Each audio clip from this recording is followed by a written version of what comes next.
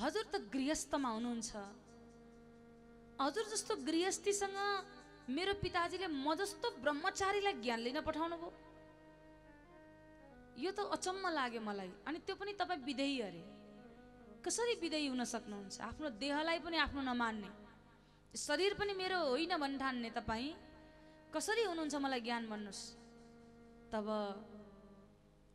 जनक राजाले भनेछन् एउटा पात्र ल्याउनुहोस् त। पात्रमा जल भरिदिनु भयो। भन्नुहुन्छ सुखदेव स्वामी तपाईँ एकपटक यो जनकपुर परिक्रमा गरेर आउनुहोस्, तर खबरदार एक बुन्द एक थोपा पनि यो पात्रबाट जल झर्नु भएन। तब सुखदेव स्वामी पात्रमा जल भर्नुभयो। जल लिएर सम्पूर्ण जनकपुर परिक्रमा गरेर आइपुग्नुहुन्छ। आएपछि प्रश्न गर्नुभएछ राजा जनकले, सुखदेवजी हजुरले मार्गमा कतिवटा पोखरी देख्नुभयो? त्यसो भन्दा सुखदेव स्वामी भन्नुहुन्छ मलाई त थाहा छैन, किनभने मेरो ध्यान केवल यो पात्रमा थियो। त्यसो भए घर त देख्नुभयो होला नि, मिथिलाका घरहरू कस्ता थिए? सुखदेव भन्नुहुन्छ त्यो पनि मलाई ज्ञान छैन, किनभने मेरो ध्यान त केवल यो पात्रमा मात्र थियो।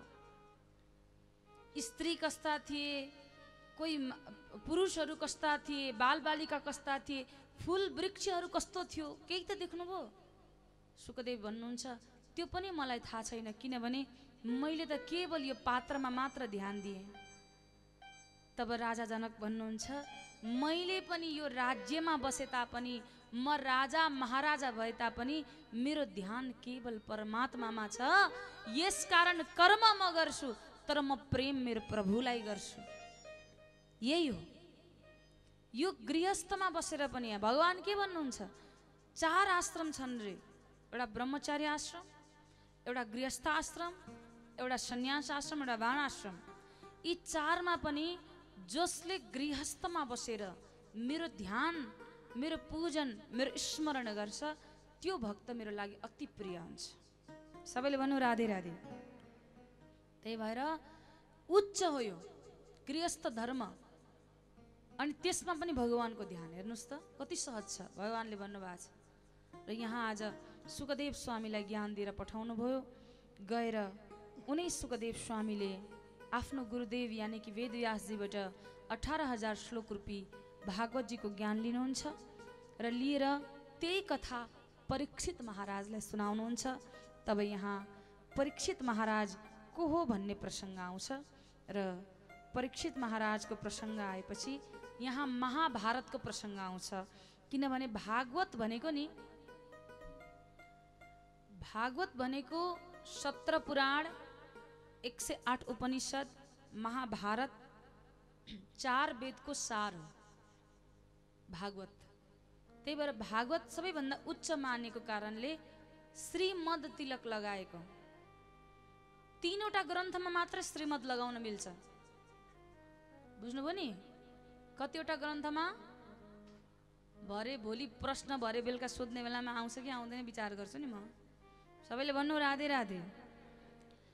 3वटा ग्रन्थमा एउटा श्रीमद् भागवत, भागवतलाई, अर्को श्रीमद् भगवत।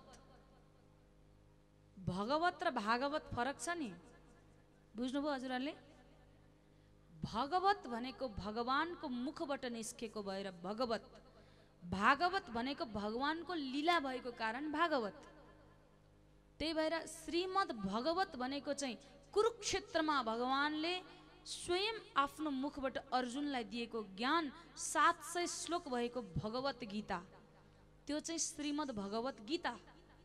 यो चाहिँ श्रीमद् भागवत। र अर्को छ देवी भागवत, श्रीमद् देवी भागवत। यो 3टा ग्रन्थमा मात्र श्रीमद् लाग्छ, अरू सबै श्री मात्रै हो। हेर्नु त कति उच्च रहेछ। त्यही भएर भगवत, यो भागवत चाहिँ, त्यही भएर यहाँ सबै ग्रन्थको कथा आउँछ। हेर्नु अब महाभारतको कथा हेर्नुहोस् त। महाभारतको कथा यहाँ 4वटा युग आउँछ यो कथाको पण्डालमा। सत्ययुगको कथा आउँछ, जब रामको जन्म हुन्छ त्रेतायुगको कथा आउँछ, अलि अघि गएपछि कृष्ण भगवानको जन्म हुन्छ, द्वापर युगको कथा आउँछ र अन्तिममा 12औं स्कन्दमा पुगेपछि त कलियुगको कथा आउँछ। कलियुग कतिखेर आउँछ भनौँ? भरे हिँड्ने बेलामा चप्पल हरायो भने सम्झिनु त्यहाँ कलियुग आयो। विचार गर्नु नि, यहाँ चप्पल लानु हुँदैन कसैको पनि, त्यहाँ मिलाएर राख्नु भएको छ सबैले। बडो आनन्दले कथा सुन्नुपर्छ यहाँ। र यहाँ चतुर्युगको कथा आउँदछ र अब हामी महाभारतको कथा सुन्दैछौँ। यहाँ सुतजी भन्दै हुनुहुन्छ सौनकजीलाई, के भन्दै हुनुहुन्छ भन्दा यो त्यो समयको कुरा हो जतिखेर महाभारतको युद्धमा भीमसेनले चाहिँ दुर्योधनको जाङ तोडिने गरी हानेछन्। दुर्योधन छटपटाएर बसेका थिए। त्यही बेला अश्वत्थामा नाम गरेका ऋषि आएछन्। अश्वत्थामाले भनेछन्, हेर हेर मलाई प्रधान सेनापति बनाएको भए तिम्रो यो हालतै हुँदैन थियो। दुर्योधन भन्छन्, हेर हामी 100 भाइ थियौँ, सबै मरे, म एउटा जिउँदो छु। तर त्यो 5 पाण्डव 5 का 5 वटै जिउँदैछन्। ती 5 मध्ये एकको मात्रै शिर छेदन गर्न पाएको भए पनि मनमा बडो आनन्द हुन्थ्यो, दुर्योधनले भन्दैछ। तब अश्वत्थामाले भन्छन्, मलाई प्रधान सेनापति बनाऊ, म 5 पाण्डव मध्ये एकको शिर छेदन गरेर ल्याउँछु। दुर्योधनले तुरुन्त तिलक लगाएर घोषणा गरे, ल तिमी मेरो प्रधान सेनापति, जाऊ गएर 5 पाण्डव मध्ये एकको शिर लिएर आऊ। यता अश्वत्थामा घरमा आउँछन्। रात्रिको समयमा हेर्छन् त, रात्रिको समयमा एउटा कौवाले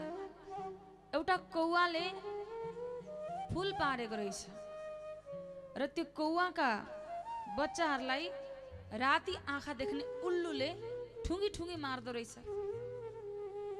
यो देखेपछि त अश्वत्थामाको मनमा लाग्यो, म पनि सुतेको बेलामा गएर अन्त्य गरिदिन्छु र 5 पाण्डवको शिविरतर्फ गएछन् अश्वत्थामा। अब पाण्डवको शिविर एकातिर थियो, कौरवको शिविर एकातिर थियो। त्यतिखेर पनि धर्म नीति अनुसारले युद्ध हुन्थ्यो। धर्म नीति अनुसारले युद्ध चाहिँ सूर्य उदय भएपछि सूर्य अस्तसम्म मात्र युद्ध हुन्थ्यो। रातिको समय भनेको सुत्नको लागि, विश्रामको लागि हुन्थ्यो। अब राति सबै आफ्नो आफ्नो शिविरमा सुतिरहेका थिए। यता अश्वत्थामा ऋषि चाहिँ गएछन् 5 पाण्डवको शिविरमा। अब जे हुन्छ भगवानको इच्छाले हुन्छ, हाम्रो इच्छाले के चल्छ र? भगवानले पनि त्यही दिन चाहिँ 5 पाण्डवलाई लिएर कहीँ अन्यत्र जानुभएछ। यता त्यही समयमा अश्वत्थामा गएछन्। उता द्रौपदी माताले चाहिँ 5 वटा पुत्रहरू जो थिए 5 पाण्डवका, 5 वटा बिस्तरामा सुकला गराउनु भएछ, सुताइदिनु भएछ। यता अश्वत्थामा गएर 5 पाण्डवका 5 पुत्रहरूको शिर छेदन गरे, 5 वटाको, र 5 वटा शिर लिएर आए। बडो सुन्दर सजाएर, पाल्कीमा सुन्दर सजाएर लिएर शङ्ख घोष गर्दै ल्याउँदैछन्। दुर्योधन खुसी भयो। दुर्योधन यता उसले त एउटा शिर ल्याउँछु भनेर गएको 5 शिर लिएर आए अश्वत्थामाले। बडो प्रसन्न भएर दुर्योधन हेर्दैछन्। यता अश्वत्थामा आएर भन्छन्, हेर दुर्योधन, तिमीले एउटा शिर लिएर आउनु भनेको मैले 5 शिर ल्याइदिएँ, ल ल्याऊ भनेपछि दुर्योधनले भीमसेनको शिर उठाएर हेर्न भनेर यसो उठाएर समातेको त कच्चा घडा जसरी फुट्यो। तब यसो राम्रोसँग हेर्दा त कहाँ 5 पाण्डव हुनु, 5 पाण्डवका 5 पुत्रको पो शिर छ। तब बडो आँखाबाट आँसु झार्दै दुर्योधन रुन थाल्यो, ए अश्वत्थामा तिमीले के गर्यौ? यी 5 वटा पुत्रले त कमसेकम हामीलाई भोलि पर्सि पानी दिन्थे, मरेपछि त्यो पनि पो छोडेनौ तिमीले त।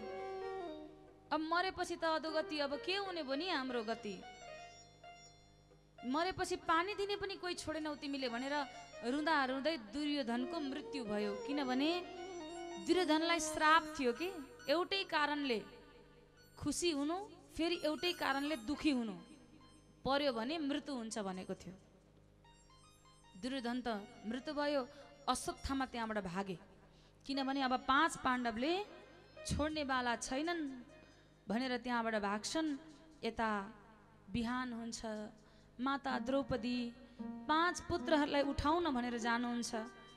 मेरा पुत्रहरू के गर्दैछन् भनेर जाँदा त 5वटा पुत्रको शिर छेदन भएको छ। रगताम्य भएको अवस्थामा माता भित्र प्रवेश गर्नुहुन्छ।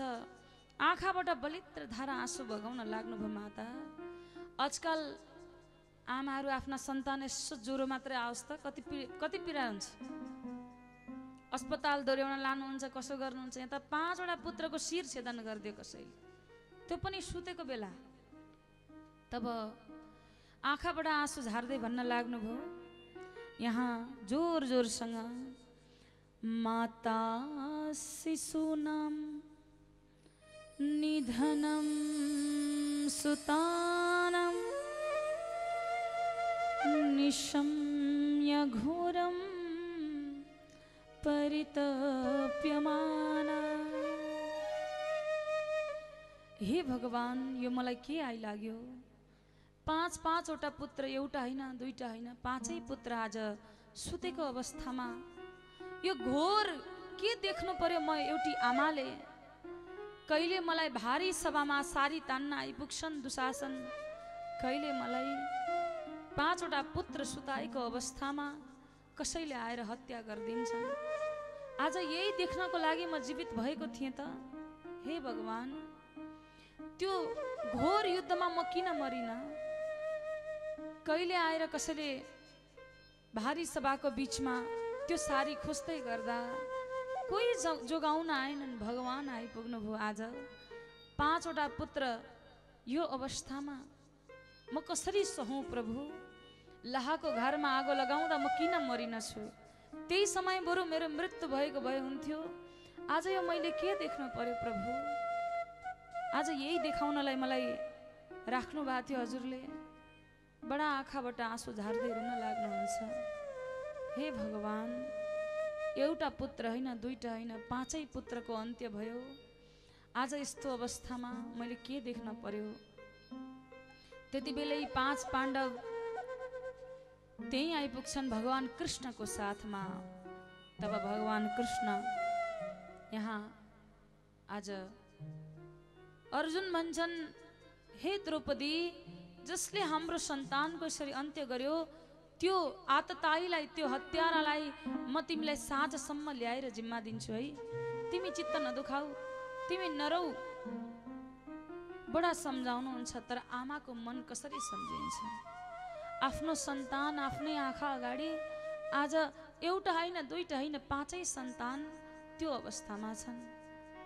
बलित्र धारा आँसु बगाउँदै पुकार्नुहुन्छ, आज यो के दिन आइलाग्यो मलाई। मैले यही दिन देख्नलाई बाँचेको रहेछु। मलाई अब आज अर्जुन समक्ष रुँदै पुकार्नुहुन्छ, कसले यस्तो गर्यो होला। उठेको बेला त अलग कुरा, दिवा सत्र त अलग कुरा, राति सुतेको समयमा पनि आएर मार्ने त्यो पापी कस्तो होला। तब यसरी आँखाबाट आँसु बगाउँदै पुकार्न लागेपछि अर्जुन त्यो हत्यारालाई खोज्न भनेर जानुभयो।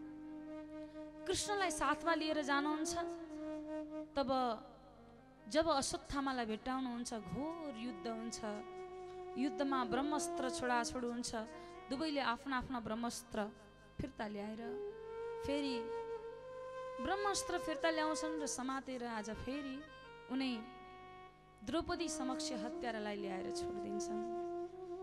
द्रौपदी माता भन्नुहुन्छ, हे स्वामी, मेरा ती मरेका पुत्रहरू त अब फिर्ता आउनेवाला छैनन्।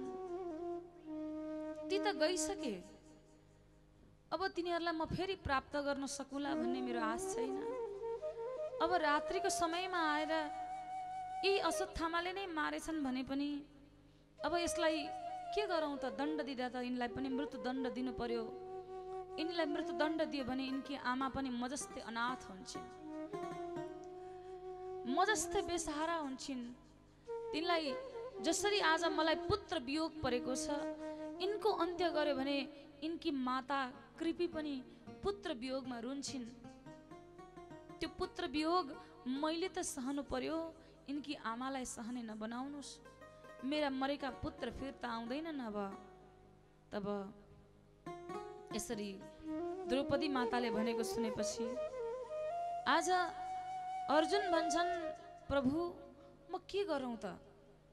द्रौपदी भन्छन्, यसलाई दण्ड नदिनुहोस्, तर यसले पुत्रलाई अन्त्य गरेको छ, म कसरी छोडौँ यसलाई भन्दा तब त्यति बेला भगवान समक्ष गएर हात जोडेपछि भगवान भन्नुहुन्छ, हे अर्जुन, आततायी यानी कि हत्यारालाई कहिले पनि छोड्नु हुँदैन, तर ब्राह्मणलाई कहिले पनि मार्नु हुँदैन। यिनी ब्राह्मण हुन्, कसरी मार्नु? तब के गरौँ त प्रभु भनेपछि ब्राह्मणको बेइज्जती भनेको मृत्यु तुल्य हो। यसैले यिनको चारपाटा मुण्डन गरेर यिनलाई निकाला गरौँ भनेर भीमसेनलाई अश्वत्थामाको शिरको मणि प्रदान गरेर त्यहाँबाट निकाला गरिदिनुहुन्छ अश्वत्थामालाई। अश्वत्थामा जान्छन् र उत्तराको गर्भमा अभिमन्युको एउटा सानो पुत्र भर्खर भर्खर अब बढ्न लागेको छ, 2-4 महिनाको पनि पुगेको छैन। त्यहाँ ब्रह्मास्त्र छोड्न लाग्छन् क्रोधको अग्निले जलेका अश्वत्थामा। तब उत्तरा त्यो सहन गर्न नसकेर फेरि भगवान कृष्णलाई पुकार्दै आउन लाग्छिन्। पाही पाही महायोगिन देव देव जगतपते। हे भगवान, हे कृष्ण, हे जगतको पति, म बरु मर्नको लागि तयार छु। मेरो अन्त्य भए पनि मलाई केही छैन। मेरो पतिदेव त्यो कुरुक्षेत्रको मैदानमा वीरगति प्राप्त गर्नुभयो, तर मेरो गर्भमा एउटा सन्तान छ, यो सन्तानको रक्षा गरिदिनुहोस्। हे प्रभु, म भीख माग्छु, यो स्त्री आज झोली झोली फैलाउँछ हजुरको अगाडि, मेरो सन्तानको रक्षा गर्नुहोस्। अब यसरी पुकारेको देखेपछि भगवानले आज उत्तराको गर्भमा यो बुढी औँलाको अग्रभागको रूप बनाएर उत्तराको गर्भमा प्रवेश गर्नुहुन्छ र त्यो सानो बालकको रक्षा गर्नुहुन्छ। अब भगवान अर्जुनलाई लिएर द्वारकातर्फ जान लाग्नुभयो। युधिष्ठिरलाई राज्याभिषेक दिनुभयो, गराएर 5 पाण्डवको राज्य दिएर जब भगवान द्वारकातर्फ जान लाग्नुभयो तब यता कुन्ती फुपू कुन्ती माता आएर हात जोडेर भगवानलाई पुकार्न लागिन्। कृष्णाय वासुदेवाय देवकी नन्दनाय च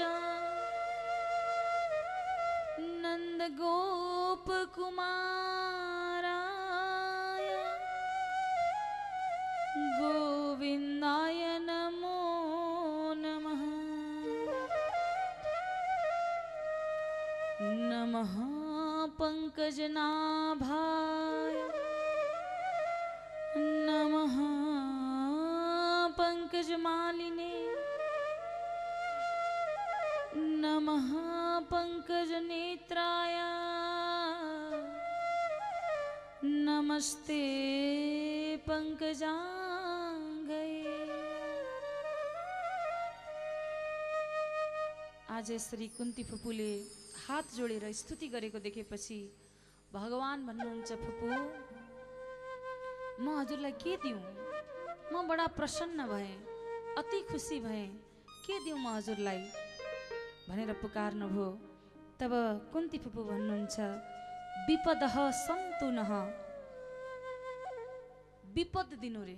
ल हेर्नुहोस् त, भगवानले प्रगट भएर हजुरलाई वरदान माग भन्यो भने के माग्नुहुन्छ भन्नुहोस् त? कसैले भन्ला मलाई ठुलो बङ्गला दिनुहोस्, कसैले भन्ला मलाई अस्ट्रेलियाको भिजा लगाइदिनुहोस्, कसैले भन्ला मेरा रोग जति सबै हरण गरिदिनुहोस्, कसैले भन्ला बडो जग्गा जमिन छैन अलि धन सम्पत्ति दिनुहोस्। तर कुन्ती फुपूले कस्तो वरदान माग्नुभयो? मलाई जीवनभर दुःखै मात्रै दिनुस्। कसैले यस्तो वरदान माग्छ त? दुःखै मात्रै दिनुस्। भगवान हाँस्नुभयो यहाँ। कुन्ती फुपू हजुर के वरदान माग्दै हुनुहुन्छ? जीवनभर विपद मात्रै आइपरोस् रे। किन भन्दा कुन्ती फुपू भन्नुहुन्छ, हे भगवान, जब मलाई लाहाको घरमा जलाउन लागे त्यति बेला मेरो भगवान मेरो साथमा हुनुहुन्थ्यो। जब कुरुक्षेत्रको मैदानमा लाखौं लाखको भिडमा युद्ध हुन लाग्यो त्यति बेला मेरो भगवान सारथी बनेर खडा हुनुहुन्थ्यो। जब मेरी बुहारीको सारी हरण चिरहरण हुन लाग्यो त्यो बेला हजुर सारी बनेर आइदिनु भयो। जब जंगलमा वनमा अनेक कष्ट आइपरे त्यो बेला मेरो प्रभु मेरो हात समातेर खडा हुनुहुन्थ्यो भने आज यो सुख छ, यो शैल छ, यो राज्य छ, यो महल छ, यो धन छ, यो सम्पत्ति छ, तर मेरो प्रभु मलाई छोडेर जाँदै हुनुहुन्छ। मलाई यो सम्पत्ति सुख केही चाहिएन। मलाई विपद मात्रै आइपरोस्। मलाई थाहा भयो कि विपदमा मेरो प्रभु मेरो हात पकड्न आउनुहुँदो रहेछ, त्यही भएर विपद मात्रै दिनुहोस्। मलाई सुख त चाहिएन, केवल दुःख दिनुहोस्।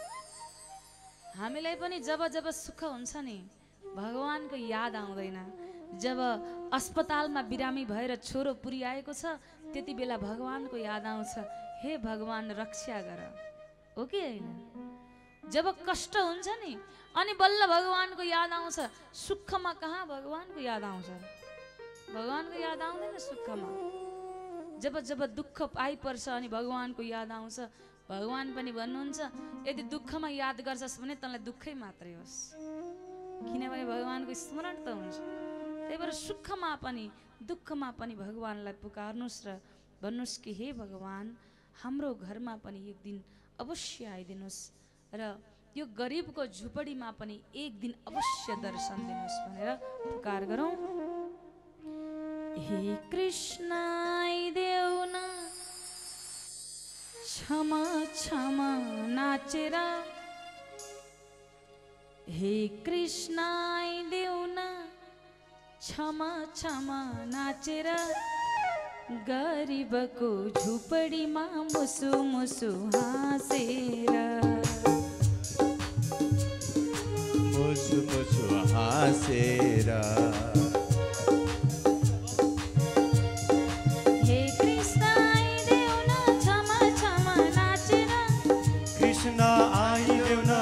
क्षमा नाचेर, गरिबको झुपडीमा मुसु मुसु हाँसेर, गरिबको झुपडीमा मुसु मुसु हाँसेर।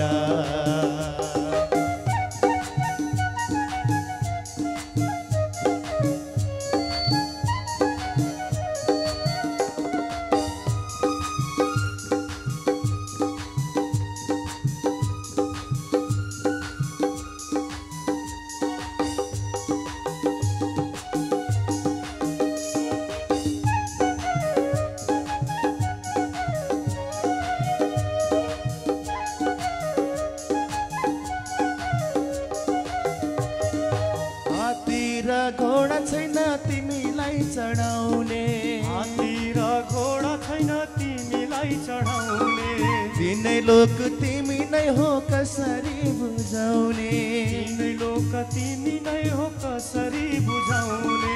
हे कृष्ण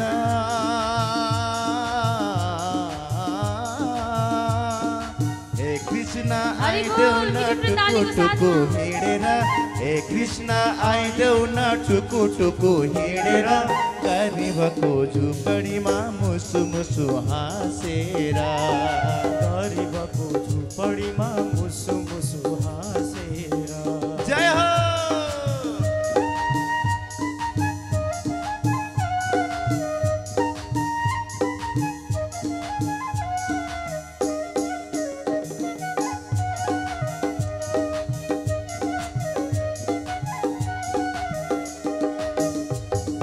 पूजाको विधि छैन तिमीलाई चढाउने, पूजाको विधि छैन तिमीलाई चढाउने, पूजाको विधि हामी केही पनि जान्दैनौ, पूजाको विधि हामीले केही पनि जान्दैनौ। चौरासी व्यञ्जनले भोग लाउन सक्दैनौ राशि व्यञ्जनले भोग नै सक्दैनौ। हे कृष्ण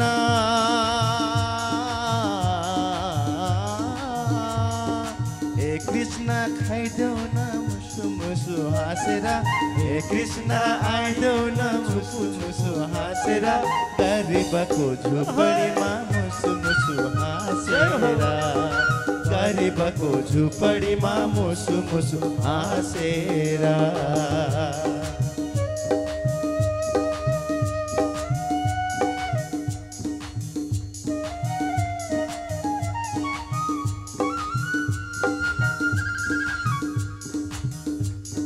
श्री कृष्ण भगवान को जय हो।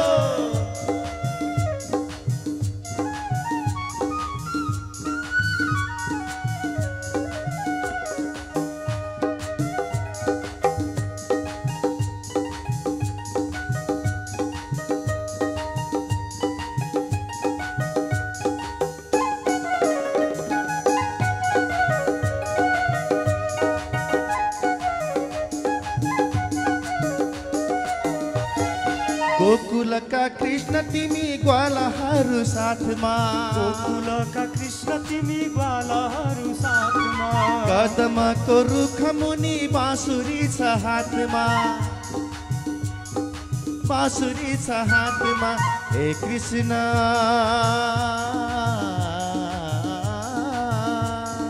हे कृष्ण खाइदेऊ न कति मिठो मानेर हे कृष्ण खाइदेऊ न कति मिठो मानेर गरिबको झुपडीमा मुसु मुसु हाँसेर गरिबको झुपडीमा मुसु मुसु हाँसेर।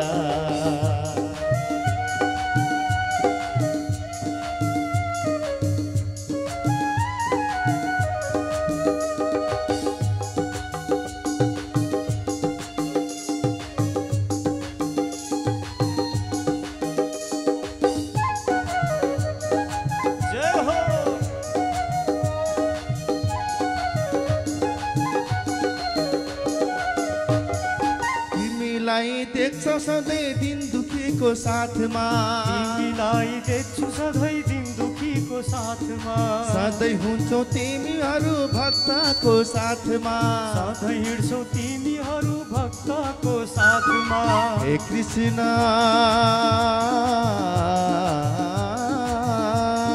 हे कृष्ण आइदेऊ न बिन्ती हाम्रो सुनेर हे कृष्ण आइदेऊ न बिन्ती हाम्रो सुनेर गरिबको झुपडीमा मुसु मुसु हाँसेर गरिबको झुपडीमा मुसु मुसु हाँसेर। हे कृष्ण आइदेऊ न छम छम नाचेर कृष्ण आइदेऊ न छम छम नाचेर हे कृष्ण आइदेऊ न छम छम नाचेर हे कृष्ण आइदेऊ न छम छम नाचेर गरिबको झुपडीमा मुसु मुसु हाँसेर गरिबको झुपडीमा मुसु मुसु हाँसेर गरिबको झुपडीमा मुसु मुसु हाँसेर गरिबको झुपडीमा मुसु मुसु हाँसेर। कृष्ण कन्हैया लाल को जय हो। श्रीमद् भागवत महापुराण को जय हो। त हामी पनि प्रार्थना गरौँ कि हे भगवान कुन्ती फुपूले त भन्नुभयो कि हाम्रो जीवनमा उहाँको जीवनमा दुःखै मात्रै आइपरोस् तर हामी चाहिँ प्रार्थना गरौँ हे भगवान एक पटक भए पनि हजुर हाम्रो झुपडीमा आइदिनुहोस् एक पटक भए पनि दर्शन दिनुहोस् भगवानसँग प्रार्थना गरौँ सबैले भन्नुहोस् राधे राधे। त्यसरी आज कुन्ती फुपूले बिन्ती बिसाएपछि भगवान भन्नुहुन्छ फुपू मेरो शरणमा आउनलाई त कहिले दुःख छँदै छैन रे भगवानले भन्नुहुन्छ भगवानको शरणमा जानेलाई दुःखै छैन रे। ल हेर्नुहोस् है के भन्नुहुन्छ कोही तन दुखी कोही मन दुखी कोई धन बिन रहित उदास थोड़े थोड़े सब दुखी यहाँ सुखी केवल श्री कृष्ण के दास अरे। ल हेर्नु त कोही तन दुखी रे कसैको तन दुख्छ नि यता हात दुखो यता गोडा दुखो यता ढाड दुखो कोही मन दुखी रे मन दुखी भनेको मेरो नातिनीले चाहिँ ब्याचलर पढ्दै थिएँ, अलि पास गरे हुन्थ्यो, अलि राम्रो नम्बर ल्याए हुन्थ्यो। छोरोले जागिरै पाएन कि, त्यसको जागिर अलि राम्रो हुन्थ्यो, प्रमोसन भइदिए हुन्थ्यो। त्यो मन दुखी छ। कोही धन पनि रहे त उदास रे। कसैलाई धन नभएर म भन्दा त फलानाको धन कति राम्रो छ, कति आय स्रोत राम्रो छ, मेरो त छैन, अलिक धन भइदिएदेखि हुन्थ्यो भनेर धन बिना उदास छ रे। थोडे थोडे सबैलाई दुखै दुःख। अहिले सोध्यो भने यहाँ सुखै सुख कसैलाई पनि छैन। जीवनमा एउटा न एउटा दुःख छ, सबैलाई छ रे। तर सुखी हुनु छ भने चाहिँ यहाँ सुखी केवल भगवानको दास यानी कि श्रीकृष्णको दास बनेको छ। भगवानको दास भएपछि यसरी जोगी भएर हिँडेपछि आनन्द रहेछ क्या। के चाहिने रहेछ? एक कास खाना चाहियो, एउटा वस्त्र चाहियो, होइन त? यहाँ आज के भन्नुहुन्छ कुन्ती फुपू भन्दा, मेरो जीवनमा चाहिँ दुःखै मात्रै आइपरोस्। भगवान भन्नुहुन्छ ममा जसको मेरो शरणमा जो आउँछ उसलाई कहिले दुःखै छैन। त्यसो भए अब दुःखै छैन भने प्रभु केही समय हजुर मेरो घरमा बस्दिनुहोस् भन्नु। तब आज भगवान कुन्ती फुपूको घरमा फेरिरहनुहुन्छ र एक दिन 5 पाण्डव र द्रौपदीलाई लिएर भीष्म पितामहलाई भेट्न जानुभयो। र भीष्म पितामह बाँडको सैयामा शुक्ला गर्नुभएको छ, बाँडको सैयामा। तर उहाँको मृत्यु हुँदैन, किनभने इच्छा मृत्यु छ उहाँको। जबसम्म चाहनुहुन्न तबसम्म मृत्यु हुँदैन। उहाँ पनि ढिट भक्त हुनुहुन्छ। कस्तो भक्त भने जबसम्म भगवान दर्शन दिन आउनु तबसम्म पनि मर्दिन। ल हेर्नु त, बरु कष्ट सहन्छु। त्यो बाँड लागेको शरीरमा कति दुख्दो होला, कति दर्द हुन्थ्यो होला, तर त्यो सहेर पनि भगवानको दर्शनको लालसा। जबसम्म भगवान आउनुहुन्न नि तबसम्म म पनि मर्दिन, ल म पनि जिद्दी भक्त भनेर बस्नु। भगवानले महाभारतको युद्धमा शस्त्र अस्त्र चलाउँदिन भन्नुभएको थियो कि होइन? राधे राधे भन्नुहोस् त। भगवानले महाभारतको युद्धमा नि शस्त्र अस्त्र उठाउँदिन भन्नुभएको थियो। यता भीष्म पितामहले सुन्नुभएछ। भीष्म पितामह भन्नुहुन्छ म पनि शस्त्र अस्त्र उठाउने बनाएर छाड्छु।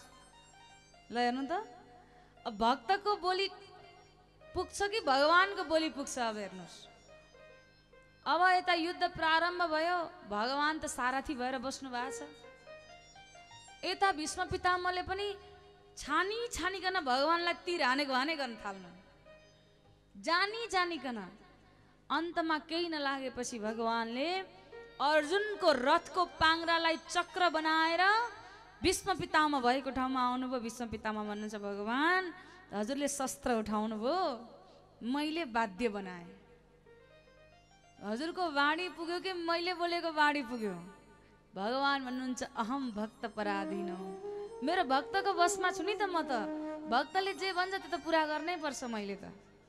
त्यसो भए भीष्म पितामहले आग्रह गर्नुभयो अन्तिममा जब मेरो मृत्यु हुने समय हुन्छ हजुर मलाई दर्शन दिन आउनुहोला।